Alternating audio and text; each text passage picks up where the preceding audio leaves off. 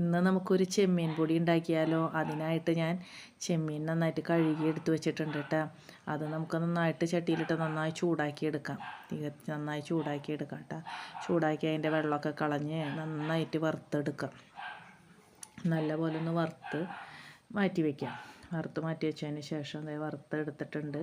ഇനി നമുക്ക് അതിലേക്ക് ചട്ടിയിലേക്ക് വെളിച്ചെണ്ണ ഒഴിച്ചിട്ട് കുറച്ച് 5-6 വറ്റൽമുളക് ഇട്ട് വറ്റൽമുളകിനെ നന്നായിട്ട് ഒന്ന് ഇതാക്കിയെടുക്കാം, ചൂടാക്കിയെടുക്കാം നല്ലോണം.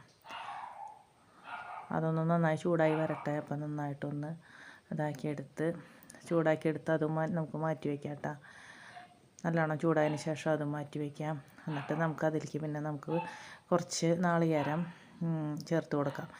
കുറച്ച് നാളികേരം ചിരകിയത് ഇട്ട് അതിലേക്ക് തന്നെ ഞാൻ ചുവന്നുള്ളിയും ഇഞ്ചിയും ഇട്ടിട്ടുണ്ട് കേട്ടോ. ചുവന്നുള്ളിയും ഇഞ്ചിയും കൂടി ഇട്ട് നല്ലപോലെ ചൂടായതിന് ശേഷം കുറച്ച് കറിവേപ്പിലയും ചേർത്ത് നല്ലവണ്ണം ഇളക്കി ഒന്ന് ചുവപ്പ് കളറാവുന്നത് വരെ നമുക്കൊന്ന് വറുത്ത് കൊടുക്കാം കേട്ടോ. ഇപ്പം നല്ലോണം ചുവന്ന് വന്നിട്ടുണ്ട്.